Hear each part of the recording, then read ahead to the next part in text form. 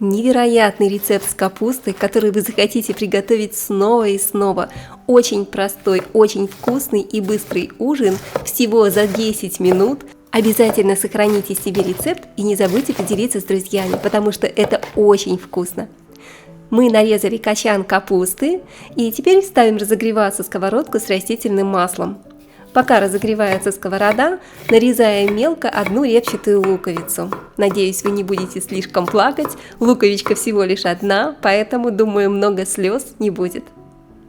Отправляем лук на разогретую сковородку и обжариваем буквально 1-2 минутки на среднем огне. Не забываем помешивать, чтобы лук не подгорел. Теперь отправляем к луку нашинкованную капусту. И все хорошенько перемешиваем. Очень удобно перемешивать при помощи вот таких вот 2 ложек для салата, для смешивания салата. Оказывается, это очень такой удобный лайфхак. Теперь берем красный и зеленый болгарский перец, можно взять по половинке перца, и нарезаем сначала ломтиками, а затем небольшими кубиками. Перец придаст не только очень красивый цвет и море витаминов нашему блюду, но также это очень-очень вкусно. Благодаря болгарскому перцу запеканка из капусты получается невероятно вкусной, сочной и ароматной. Добавляем перец в сковородку к капусте и приправляем по вкусу чайной ложечкой соли, черного молотого перца.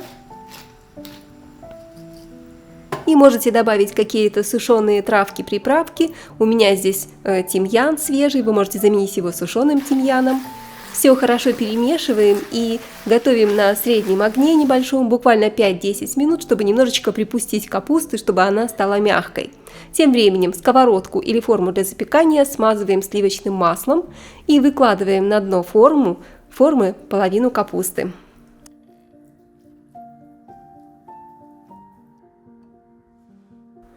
Сверху на капусту я кладу ветчину.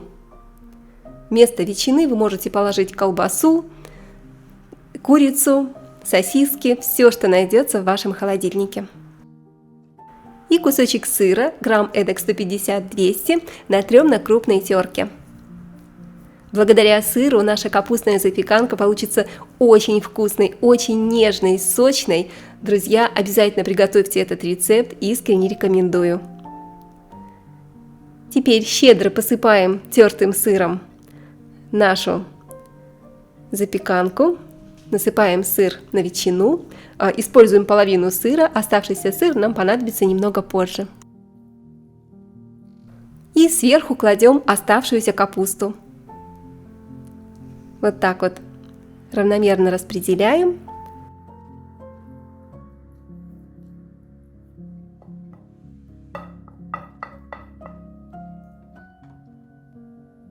И для заливки пирога нам понадобится 4 яйца. 4 крупных яйца разбиваем в миску.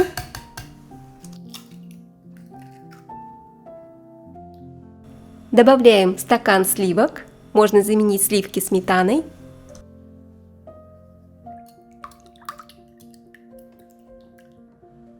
Также по вкусу добавляем хорошую такую щепотку соли и все хорошо перемешиваем до однородной консистенции.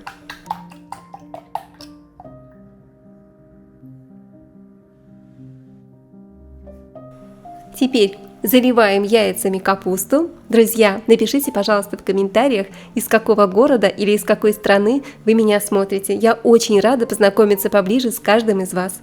И теперь сверху посыпаем наш капустный пирог оставшимся тертым сыром. И отправляем в заранее разогретую духовку на 20-25 минут, температура 180 градусов. Готовим пирог до красивой золотистой корочки. Только посмотрите, друзья, как аппетитно он выглядит, а аромат стоит просто потрясающий, разносится по всему дому. Друзья, это не рецепт, а просто чудо. Если вы ищете простые, быстрые и вкусные рецепты из капусты, этот рецепт как раз для вас. Не проходите мимо, сохраняйте в закладке, готовьте обязательно. Посмотрите только, какой нежный, вкусный пирог у нас получился. Давайте скорее попробуем, какой он внутри. Только представьте, нежная капуста, много сыра, пикантная ветчина, болгарский перец, специи. Это нереально вкусно. Обязательно готовьте, пишите комментарии. До скорых встреч и скоро увидимся!